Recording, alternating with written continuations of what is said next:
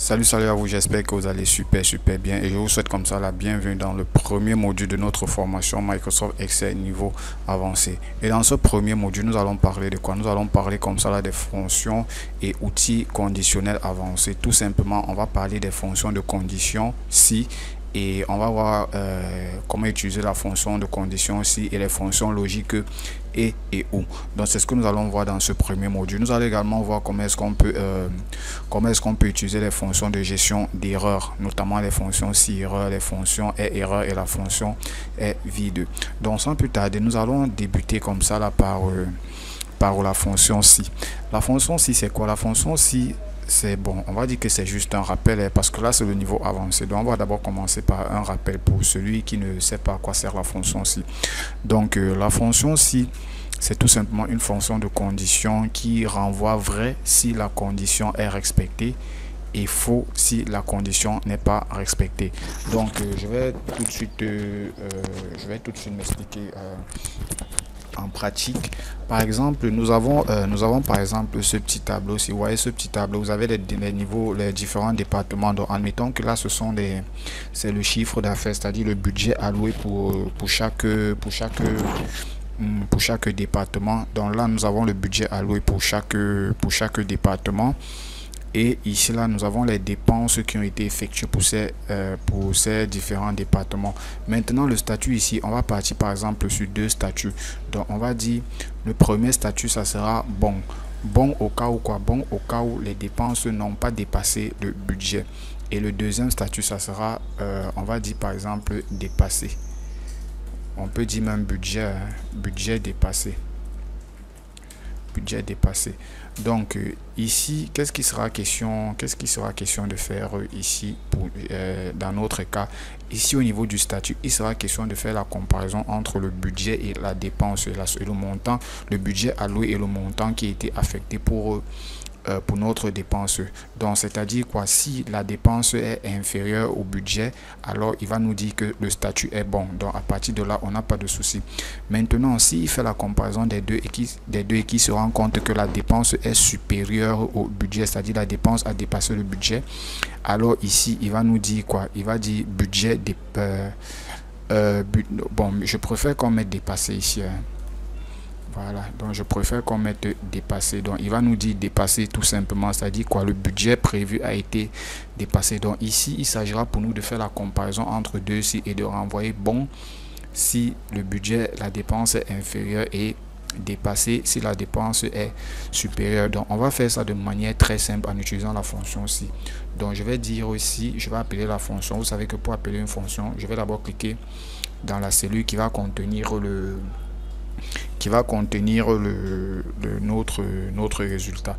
Donc il y a deux possibilités. Je peux dire d'abord, bon, on va faire la manière la plus simple. J'appelle la fonction si, je double-clique dessus et je clique sur fx pour voir les différents arguments.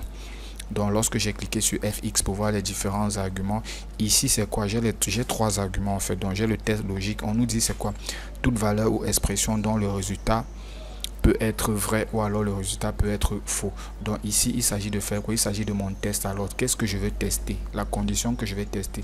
Dans notre cas, on a dit qu'on veut vérifier si la dépense est supérieure au budget. Donc si le montant dépassé est supérieur au budget qui a été alloué. Donc je viens cliquer ici là sur le montant dépassé et je mets supérieur au budget. Donc déjà ici là, si je viens là, j'appuie déjà sur OK. OK. Voilà, il me dit je n'ai pas effectivement inséré les autres arguments. Donc déjà ici là, si je viens ici là, j'appuie, je viens ici là. Maintenant, qu'est-ce qu'il nous demande de faire? Il nous dit ici là la valeur si c'est vrai. Donc si c'est vrai, si c'est le cas, qu'est-ce qu'il va nous afficher comme réponse? Vous allez remarquer quelque chose déjà ici là, lorsque je mets D3, donc but dépense supérieure à C3 qui correspond au budget, ici il me met déjà faux. Pourquoi? Ça veut dire qu'il sait déjà que lorsqu'il regarde les deux, si la dépense n'est pas supérieure au budget, et ça se voit, le budget on a 1 840 et poussière, or la dépense on a 1 300 et poussière. Donc d'office là on a bien dit dans notre définition que la fonction ci permet de vérifier si la condition est respectée et va envoyer une valeur si le résultat d'une condition que vous avez spécifié est vrai. Donc si c'est vrai, il renvoie une valeur, il nous dit vrai, et si c'est faux, il renvoie une valeur si c'est faux. Maintenant, dans notre cas, c'est le résultat normalement est faux, mais maintenant ici là, le deuxième argument, voici le premier, voici le deuxième. Il dit ok, si la valeur est vraie, qu'est-ce que tu fais? Donc si la valeur est vraie, je vais lui demander de mettre bon, tout simplement. Donc je vais juste saisir bon si c'est vrai. Et maintenant si c'est faux, qu'est-ce que je vais saisir? Donc si c'est faux, qu'est-ce qu'il va m'afficher? Il va m'afficher dépassé, tout simplement. Et ce que je vais faire, c'est quoi? C'est que je vais cliquer sur ok. Vous voyez là, il se rend compte que la dépense, dans ce cas-ci, la dépense est inférieure au budget, alors il va mettre dépassé.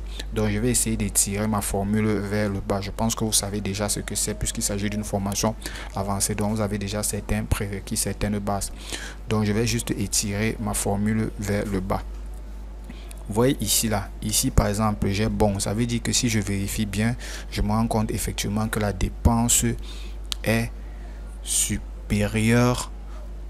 Non, je pense que on a même fait une erreur, on doit plutôt faire le contraire.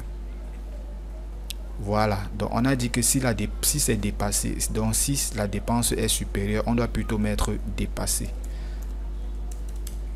Voilà, on doit plutôt mettre dépassé. Il faut faire très attention et être vigilant. Et si c'est inférieur, on met bon. Donc je corrige ça et j'étire. Donc ici là, la dépense est inférieure au budget. Donc ça veut dire que pour le moment on est encore bon. Ici là, le budget est inférieur à la dépense, ou alors la dépense est supérieure au budget. Donc on va dire que c'est dépassé, ainsi de suite. Vous allez voir qu'ici par exemple là je suis à 1,026 000. Donc si je mets par exemple 750 000, vous voyez là, il va me dire que c'est bon. Pourquoi? Parce que la dépense est pour le moment inférieure au budget.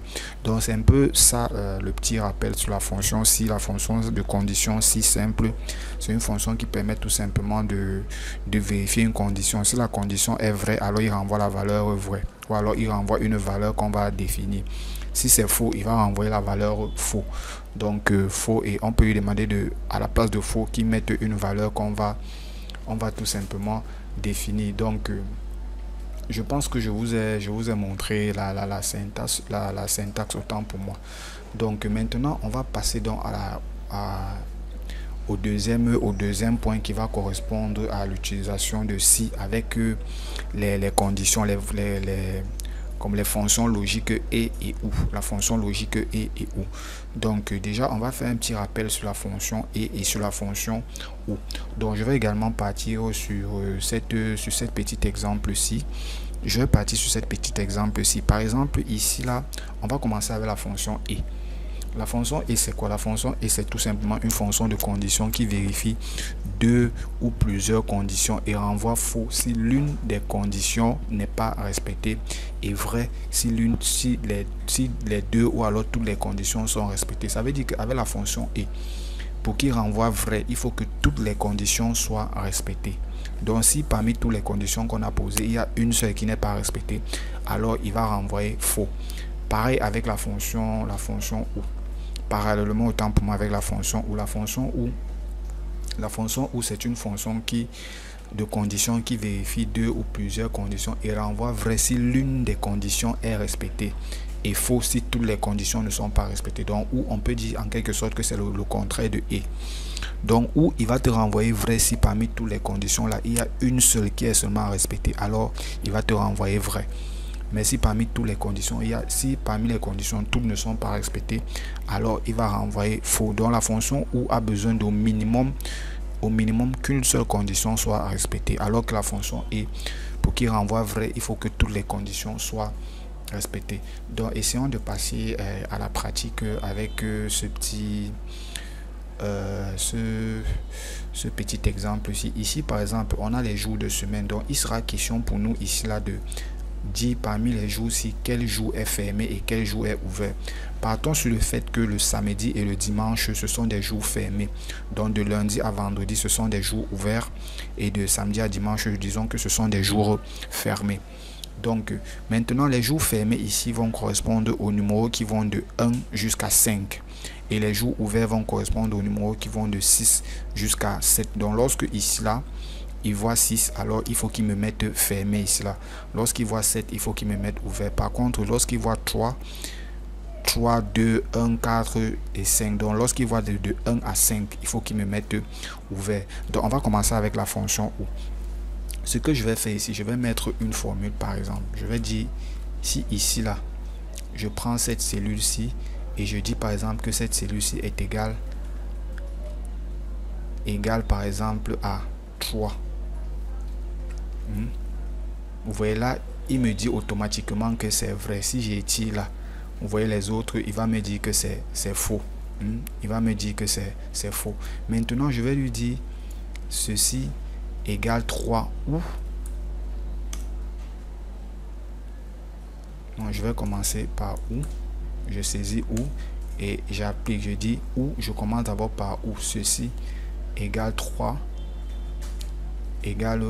Bon, on va commencer avec les jours fériés parce qu'il est question pour nous de définir les jours fériés. Donc, on a dit que les jours fériés, c'est 6 et 7. Donc, je vais dire ceci égale quoi? Je vais saisir 6. Ça, c'est le premier, la première valeur logique. Vous voyez, si je vais sur f de x ici, là j'ai la première valeur logique ou alors le premier argument. Je viens encore ici, là, je dis ceci égale à 7 cette fois-ci. Et vous voyez là, il va me renvoyer faux. Par contre, si j'étire jusqu'à un certain niveau là, voilà, vous voyez là, il va me dire faux. Mais lorsqu'il voit ceci là, il va dire que c'est vrai. Il voit 7, il dit que c'est vrai. Il voit 6, il dit que c'est vrai. Il voit 7. Donc, il faut au moins ce que une des deux conditions. Donc, soit il voit 6, soit il voit 7. Or, contrairement à la fonction et, il faut qu'il voit 6 et 7. Donc, ici, on lui a juste dit de soit tu vois 6, soit tu vois 7. Donc, maintenant, on a donc dit qu'au lieu de nous renvoyer vrai ou faux, il faut qu'il nous renvoie plutôt fermé. Donc, il faut qu'il mette fermé ici, là. Donc, je vais accompagner ça avec la fonction si. Donc, je vais mettre si à ce niveau, j'ouvre ma parenthèse. Donc, je vais dire si ceci là, je mets ma formule ou si c'est vrai, qu'est-ce qu'il va me renvoyer? Il va me renvoyer, il va mettre fermé. Toujours, je vais mettre entre guillemets les chaînes de caractères. Donc, il va mettre fermé et je peux fermer déjà ma parenthèse à ce niveau. Donc, pour le moment, c'est faux. Vous voyez là, on a dit que pour les valeurs qui sont vraies, il va mettre fermé. À la place de vrai, il va plutôt mettre fermé. Et je vais étirer. Tout simplement. Vous voyez, lorsque j'étire, ce qui se passe, c'est quoi? C'est que partout où il y a, partout où vous allez voir faux, il va toujours mettre, partout où vous allez voir vrai. Donc là, il y a 6 et 7, il va toujours mettre fermé. Ici, par exemple, on a 6. On a 6 donc c'est fermé, on a 6 donc c'est fermé, on a 7 donc c'est fermé, ainsi de suite. Donc là, il voit 6 et il voit 7, c'est fermé. Maintenant, on va passer donc à la forme, on va également passer, bon, je vais supprimer ou alors je vais laisser ça pour le moment. Je vais laisser ça pour le moment. Maintenant, ici, là, je vais ajouter un espace. Donc ici, maintenant, il sera question pour nous de renseigner. On va venir mettre la formule là ici après. Donc ici maintenant il sera question pour nous de renseigner maintenant les jours qui sont ouverts. On a dit que les jours qui sont ouverts, ce sont les jours qui sont compris entre lundi et vendredi, qui correspond au chiffre de 1 à 5. Donc ici, qu'est-ce que je vais utiliser donc et. Je vais dire et égale et entre parenthèses. Donc, je vais faire ce qu'on appelle une sorte d'encadrement. Quand je dis les jours compris entre 1 à 5, ça veut dire quoi? Supérieur ou égal à 5 ou alors inférieur ou égal à supérieur ou égal à 1, autant pour moi, ou alors inférieur ou égal à 5. Donc, 1 et 5 sont inclus. Donc, je vais dire quoi? Je vais dire la première condition, ça sera quoi? Si je vais sur f de x pour afficher l'interface pour des arguments de fonction, la première condition ici, ça sera quoi? Ça sera supérieur ou égal à quoi? À 1 pour le moment. Vous voyez là, il me met directement le résultat parce qu'il voit que c'est 3. Donc 3 est déjà supérieur ou égal à 1. Ou alors, toujours la cellule-ci, inférieur ou égal à 5. Vous voyez là, il me dit tout que c'est vrai. Il me renvoie toujours vrai. Pourquoi? Parce qu'il se rend compte que le nombre qui est ici là, 3, est bel et bien compris entre 1 et 5. Donc, il faut mettre un peu de mathématiques dans ça. Et je vais tout simplement fermer. Là, il va me renvoyer la valeur vraie. Et je vais étirer ma formule. Vous voyez là, il va me renvoyer vrai. Là où c'est vrai, vous voyez 2, il a mis vrai. 1, il met vrai. 3, il met vrai. 5 lui-même, il met vrai. Maintenant, je vais donc lui dire que si c'est vrai, qu'est-ce que tu vas me mettre comme résultat? Si c'est vrai, donc j'appelle maintenant le si. La fonction si. Je mets ça ici devant, j'ouvre la parenthèse. Donc, si cette condition est respectée, alors je veux que tu me dises quoi? Parce que ça a valeur vraie. Donc, si c'est vrai, tu vas plutôt me mettre ouvert. Donc, tu vas dire que c'est ouvert et on va fermer la parenthèse. On ferme la parenthèse et on va étirer. Vous voyez là, donc si c'est vrai, alors voilà ce qu'il va me mettre. Il va mettre ouvert. Maintenant, ce que je vais faire, c'est quoi? C'est que je vais venir copier donc cette formule-ci pour que ce ne soit pas séparé. Donc, je vais imbriquer ça à ce niveau pour que ce ne soit pas séparé. Donc, je vais venir juste copier à partir d'ici. Je vais copier jusque là. Je vais faire un copier. J'appuie sur Entrée et je viens ici dans ma formule. Ici, là, il m'a dit quoi? Il m'a dit que si la valeur est vraie, alors voilà ce qu'il va faire. Je mets point virgule. Sinon, si c'est faux, il va vérifier une autre condition. Et la condition, là, c'est celle qu'on va venir coller ici. Là. Donc, sinon, si c'est faux, voilà ce qu'il va vérifier. Et je ferme ma parenthèse. Donc, si c'est faux, il va vérifier maintenant si cette valeur-ci est comprise entre 1 et 5. Donc, c'est ça ici. On a dit supérieur à 1 et inférieur à 5. Et j'appuie tout simplement sur Entrée. Puis, je vais étirer ma formule tout simplement. Vous voyez ici, là, j'ai les jours ouverts, j'ai les jours fermés. Ici, là, le mercredi, c'est bel et bien ouvert. Mardi, bon, ne tenons pas compte de ça. Ne tenons pas compte de... Ici, c'est pas exact tout le temps pour moi. Parce que normalement, ça devait être samedi. Là. Donc, le troisième jour de la semaine, en fait, considéré comme ouvert. Le sixième jour fermé, deuxième jour ouvert. Ainsi de suite. Donc ça c'est intéressant, ça c'était une petite mise en pratique. Maintenant on va essayer de poursuivre, d'aller plus loin toujours avec la fonction et au niveau des dates. Donc ici j'ai une sorte de calendrier, j'ai le calendrier du mois de février, voilà très bien. J'ai le calendrier du mois de février. Donc ce calendrier-ci, il sera question pour nous de définir quels jours sont le week-end dans ce calendrier. Quel jour correspond au week-end et quel jour correspond au jour de la semaine. C'est-à-dire le week-end, c'est quand c'est samedi et dimanche. Donc, dans un premier temps, je peux le faire rapidement, mais dans un premier temps, il faut qu'il me donne le numéro des jours de semaine de chaque date. Ça, c'est vraiment pour aller pas à pas pour le débutant. Mais moi, en tant qu'expert, je pourrais le faire directement. Donc, dans un premier temps, pour ne pas brûler les étapes, je vais d'abord lui demander de me donner le numéro du jour de la semaine. Donc je viens ici, j'appelle la formule jour-semaine. Jour-semaine, vous voyez là, il me dit numéro de la série. Je sélectionne ma date et très important, je sélectionne quels jours vont correspondre. La semaine commence quel jour et se termine quel jour. Dans certains pays, la semaine commence de dimanche à samedi. Dans d'autres, la semaine, c'est-à-dire le premier jour, c'est le dimanche.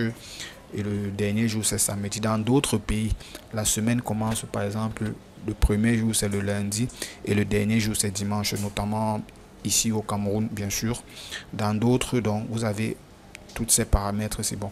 Pour la plupart du temps ici au Cameroun, la semaine commence le lundi et se termine le dimanche. Donc je vais double-cliquer ici là et ça va me renvoyer la valeur de l'argument. Donc là, je vais valider. Et je vais étirer. Vous voyez là, il me dit carrément que automatiquement, il me dit que le 1er février 2024, bien sûr, correspondait au 4e jour de la semaine qui est un jeudi. On peut vérifier ça. Donc nous sommes en février. Voilà, le 1er février ici, là, ça correspond bien au jeudi. Si je viens au 4 février, vous allez voir que ça correspond au jour 7, donc qui est le dimanche. Vous voyez, 4 février. Maintenant, je vais lui dire, ok, pour ces jours-ci, il faut que tu me dises, ok, le dimanche et le samedi et le dimanche, c'est le week-end. Donc, je vais utiliser dans la fonction et. Dans ce cas, je vais mettre égal. si j'appelle la fonction, non, oui, j'appelle la fonction et si j'appelle la fonction si dans un premier temps. Maintenant, je mets le test logique, c'est qu'il doit vérifier. Il doit vérifier quoi? Il doit vérifier si on a les jours fériés, les week-ends en fait. Donc les week-ends correspondent quoi? Au jour 6 et au jour 7. Donc je vais plutôt utiliser la fonction ou. Donc si ou, premier argument c'est quoi? Il faut que celui-ci, première valeur logique, celui-ci soit égal à quoi? À 6. Deuxième argument, ou alors toujours lui, il faut que ce soit égal à 7. Alors, je refais ma parenthèse du ou. Alors, si c'est le cas, qu'est-ce qu'il va me mettre? Il va me mettre week-end tout simplement. Donc, il va me dire que c'est le week-end. Pardon, j'ai un week-end. Ok. Donc, il va me dire que c'est le week-end. Et pour le moment, je vais fermer ma parenthèse. Voilà. Donc là, il met faux. Pourquoi? Parce que il ne voit ni 6 ni 7 ici là. Donc quand j'ai étiré, vous voyez, lorsqu'il voit 6, il voit 7, il me dit c'est le week-end. 6, 7 de le week-end. Et les autres jours, maintenant je vais lui dire cela. Dans le cas contraire, tu ne mets rien. C'est-à-dire tu mets le vide. Donc si les deux conditions ne sont pas respectées, alors si tu vois un autre numéro à part 6 et 7, tu mets le vide pour nous dire que ce sont des jours ouverts. Donc pour mettre le vide, comme les chaînes de caractères, on met toujours entre guillemets. Le vide, on va mettre entre guillemets. On ne met rien entre guillemets en fait. Donc on ouvre les guillemets et on referme. Et puis là, bam, j'ai mes jours de semaine. J'ai mes jours de semaine. Donc c'est un peu ça dans la pratique. Maintenant, je disais que je pouvais aller directement comment? Si je supprime ça, je pouvais aller directement en tant qu'expert comment, parce que c'est bien de pouvoir savoir imbriquer les fonctions avec imbriquer les fonctions en fait, donc utiliser plusieurs fonctions dans une seule formule. Donc ici je vais dire quoi? Je vais dire ici j'appelle j'ai dit quoi? Ou je vais dire quoi? Ou jour semaine, j'appelle encore jour semaine.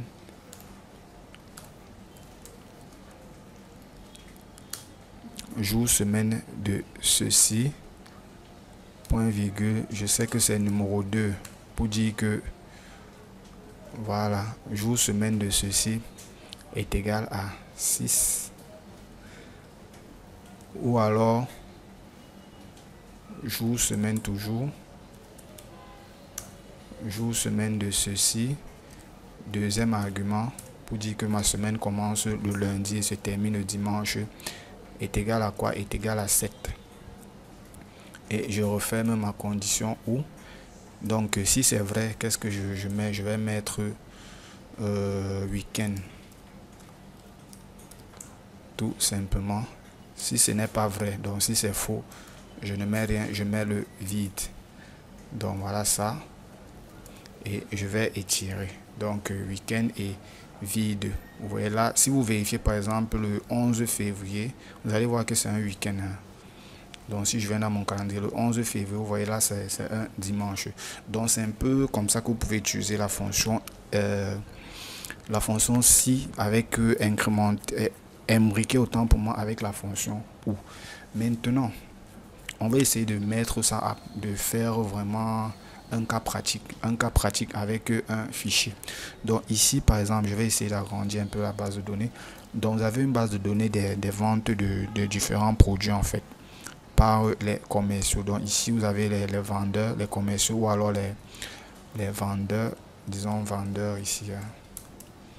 Vous avez les vendeurs ici, vous avez la date de la vente, le délai de paiement, vous avez le jour J, c'est-à-dire le nombre de jours compris entre la date du jour et le délai de paiement. Ça peut être dépassé comme ça peut être inférieur.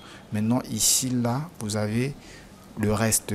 Donc vous avez le nom du client, son numéro de téléphone, le nom du produit, le prix unitaire, la quantité, le prix total. Ici vous avez le montant versé. Ici vous avez le reste, vous avez l'état. Ça c'est l'état du paiement donc par rapport au reste. Et ici vous avez l'alerte. Donc dans un premier temps, on va commencer par un calcul simple. On va calculer le nombre de jours restants entre le délai de paiement et la date du jour. Donc ça sera tout simplement égal à, je vais commencer par quoi? Délai de paiement moins la date du jour. La date du jour, on va mettre la formule. Pourquoi? Parce que c'est une date qui va changer en fonction du jour qu'on sera, où on sera. Donc on ne peut pas mettre une date figée. Ça veut dire que si aujourd'hui nous sommes le 28, on ouvre le fichier, ça va nous mettre 28. Mais si demain on ouvre le fichier, demain le 29, ça va nous mettre le 29. Donc je vais mettre aujourd'hui, qui est une fonction sans argument. Tout simplement. Vous voyez là, il m'a mis des formats qui sont sous forme de date. Donc je vais juste changer le format. Je vais mettre ça au format standard. Voilà. Vous voyez ici là, il me dit que entre la date du jour le 28 et le délai de paiement, il reste un jour. Ici vous avez -1. Pourquoi? Parce que c'est le 27. Ou alors le délai de paiement était le 27. Donc ça veut dire que la date est dépassée. Ici vous avez 0. Pourquoi? Parce que le délai de paiement correspond comme ça là, à la date du jour. Donc on va beaucoup travailler également avec cette date-ci. Ces nombres de jours-ci. Maintenant ici là, le reste à payer, le reste à verser. Bon, on va mettre la formule. C'est tout simplement égal au prix total moins ce qui a été versé. Tout simplement. Vous voyez qu'il y a ceux qui ont soldé par exemple la totalité. Vous voyez ici là c'est 0. Donc eux ils ont soldé la totalité. Maintenant l'état c'est l'état du paiement. Il sera question de dire ok, ceux qui ont soldé la totalité, tu vas dire que c'est soldé. Et ceux qui n'ont pas soldé la totalité, on va juste dire que c'est impayé ou alors non soldé. Ou bon, disons impayé. Impayé, prenons ou non soldé si vous voulez. Prenons non soldé. Donc maintenant ici là, je vais utiliser une condition simple. Donc je vais juste dire égal si celui-ci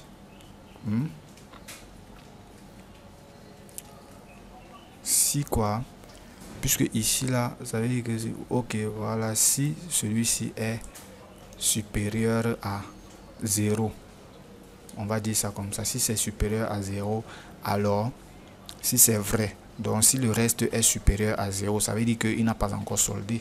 Donc on va mettre non soldé tout simplement.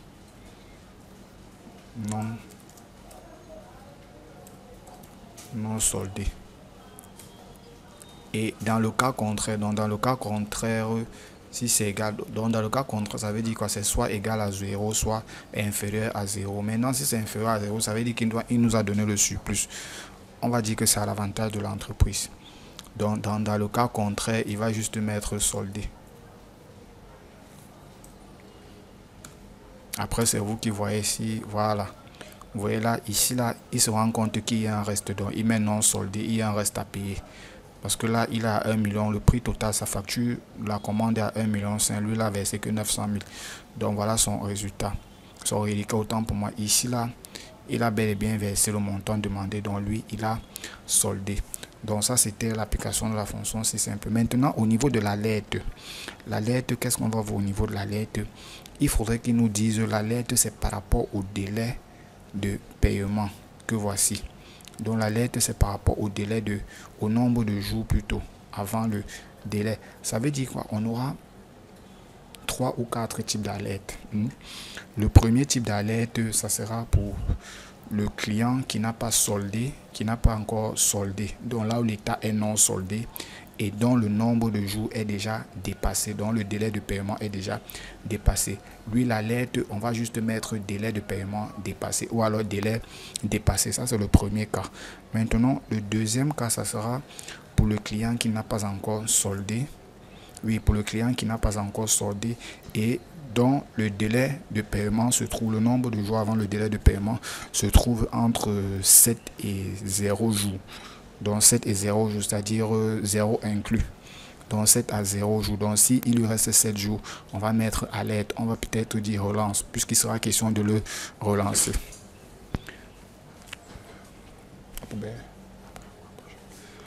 Donc on va mettre dans la relance, puisqu'il sera question comme ça de pouvoir le relancer. Donc là, c'est dans l'intervalle de 0 à 7 jours. Maintenant, il y aura également le client qui n'a pas encore soldé, mais dont le nombre de jours est supérieur à 7 jours. Donc, il lui reste par exemple des jours supérieurs à 7. Donc, ça peut être 8, ça peut être 9. Lui, on ne va mettre aucune remarque. On ne va mettre aucune remarque chez lui. Pourquoi? Parce que certes, son délai de paiement est supérieur à la plage de relance, même s'il n'a pas encore versé la totalité. Donc, lui, on ne va rien mettre. Maintenant, il y aura donc pour celui qui a déjà payé. On va juste dire que pour lui, c'est bon. On va juste dire que pour lui... Non, disons que pour celui qui est supérieur à 7 jours, on va dire que chez lui, c'est bon. Donc, le nombre de jours est supérieur à 7. Donc, pour lui, l'alerte est bon. Il n'y a aucune alerte à faire. Maintenant, pour celui qui a soldé, il n'y a rien à faire. Donc, on n'a même pas besoin de l'appeler. Donc, on va partir sur ces 4 conditions. Donc, je vais commencer par qui? Je vais commencer pour celui qui a déjà soldé. Par celui qui a déjà soldé. Donc, je vais mettre quoi? Je vais mettre égal. Si, ici, là, il voit si l'état est égal à quoi? Est égal à solder, tout simplement. Si l'état est égal à solder, alors qu'est-ce qu'il fait? Il ne met rien. Si ce n'est pas le cas, il va vérifier une autre condition. Il va vérifier quoi? Si, premièrement, là, on va vérifier 3 conditions, les 3 conditions en même temps. Puisqu'il va... Non, on va d'abord voir aussi pour celui qui est dépassé. Donc, on va vérifier 2 conditions dans ce cas-ci. Donc, le délai est dépassé, on va vérifier 2 conditions. Donc, j'appelle et. La première condition, c'est quoi? C'est qu'il faut... Non, prenons d'abord pour celui dont le délai est supérieur à 7 jours. Strictement supérieur à 7 jours, donc de 8 en montant. Donc, première condition, il faut d'abord que ça là soit égal à non soldé. Donc, il faut qu'il n'ait pas soldé déjà dans un premier temps. Deuxième condition, c'est quoi? C'est que celui-ci doit être supérieur à, prenons 7 jours, strictement. Donc, 7 jours, 7 exclus. Donc, supérieur à 7 jours. Supérieur à 7 jours, oui, c'est ça. Et on ferme la parenthèse. Fermons. OK. Pardon, ici, là, on ferme la parenthèse. Maintenant, si c'est vrai, donc si cette valeur-ci est vraie, qu'est-ce qu'il va nous afficher? Donc, s'il est supérieur à 7 jours, il va nous afficher, on va mettre bon, tout simplement. On va mettre bon et on referme notre parenthèse pour voir. Qu'est-ce qu'il nous dit? OK. Voilà, et je vais mettre une dernière parenthèse, tout simplement. Vous voyez ici, là, par exemple, c'est bon. Ça veut dire quoi? Lui, il n'a pas soldé, mais il a 8 jours qui restent. 8. Celui-ci, par exemple, il a soldé, donc on n'a rien à mettre chez lui. Lui, il est encore bon. Pourquoi? Parce que non seulement il n'a pas soldé, par exemple, celui-ci, mais il lui reste 10 jours avant qu'il ne solde. Donc, chez lui, c'est bon. Les autres faux, c'est parce qu'on n'a pas encore défini la règle. Donc, je vais toujours venir ici. Sinon, si, maintenant, je vais prendre pour celui qui est entre 7 et 1 jour. C'est ça, donc celui qui est entre 7 et 1 jour. Là-bas, il y aura 3 critères, 7 et 0 jours, autant pour moi. Donc là-bas, il y aura 3 critères à vérifier. Le premier critère, c'est l'état. Il faut que son état soit d'abord comment? Non soldé. Il faut que son état soit non soldé. Le deuxième critère, c'est quoi? Il faut que ça là, celui-ci soit supérieur ou égal à 0. Hein. Qu'est-ce que je fais? Supérieur ou égal à 0. Et le dernier critère, c'est quoi? C'est qu'il faut que celui-ci soit inférieur ou égal à 7. Ou égal à 7. Je referme. Oui, je referme ma... Non, je referme ma parenthèse. Maintenant, si c'est vrai...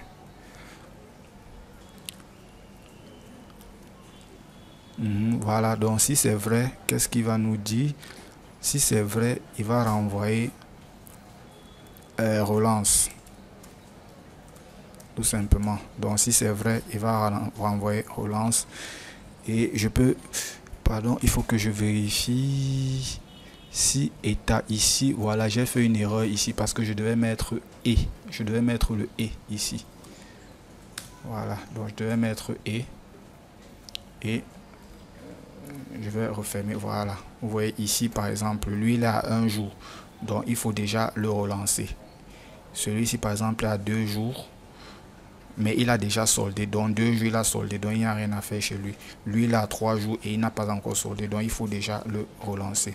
Maintenant on va mettre dans la dernière valeur, donc si aucune de ces conditions n'est respectée, ça veut donc dire quoi? Ça veut donc dire que forcément, bon, si aucune de ces conditions n'est respectée, on va tout dire que si tu vois, si celui-ci égale impayé, égale non soldé, pardon, si celui-ci égale non soldé, point virgule, ici c'est plutôt 2 conditions, donc j'oublie toujours de mettre le et. Donc la deuxième valeur c'est quoi? C'est que ça là doit être inférieur à 0, inférieur à 0 tout simplement, donc ça doit être négatif. Je ferme ma parenthèse. Si c'est vrai, qu'est-ce que je vais mettre? Je vais mettre délai dépassé, tout simplement. Délai dépassé, tout simplement, et je vais refermer. Oui.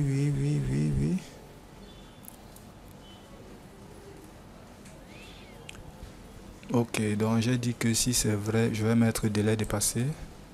Ok. Je vais ajouter la dernière parenthèse, doit toujours être noire. Voilà. Vous voyez, je pense que là c'est bon. Donc on peut vérifier par exemple ici. Lui, la date de paiement est dépassée d'1 jour parce que nous sommes le 28 et lui il est au 27. La date de paiement était le 27 et il n'a pas encore soldé, donc ici je vais mettre, il renvoie directement délai dépassé. Par contre, voyons voir celui, donc par exemple celui-ci, si c'est qui devait par exemple payer le en mars, s'il devait payer en mars, mettons par exemple 3 ici, là, s'il devait payer le 2 mars par exemple, vous voyez là, il devait payer le 2 mars, ça veut dire qu'il lui reste 3 jours avant le paiement, donc directement qu'est-ce qu'on fait ici là? Il met relance. Pourquoi est-ce que j'ai mis la formule aujourd'hui ici là?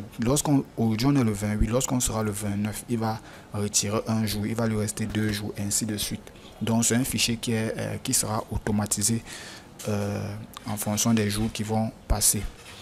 Donc vous voyez là, celui-ci par exemple il a soldé. Si j'essaie de solder un montant ici, donc je prends par exemple ce montant-ci que je vais, le montant versé, si je copie et je viens le coller là.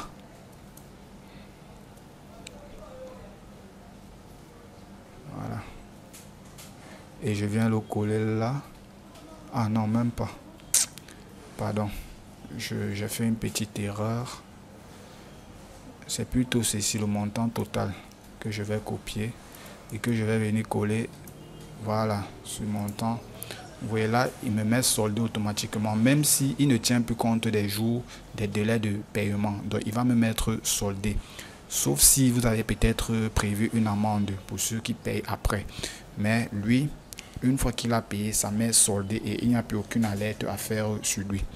Donc voilà, nous arrivons comme ça là au bout de notre vidéo. C'est vrai qu'elle était un peu longue, mais c'est pour avoir beaucoup plus d'explications sur comment fonctionnent les fonctions de condition si avec les fonctions logiques et ou. Et vous avez également vu comment est-ce qu'on peut imbriquer plusieurs fonctions. Si vous voyez que là dans une seule formule, j'ai eu plusieurs aussi qui ont été imbriquées. C'est ça qu'on appelle les formules imbriquées.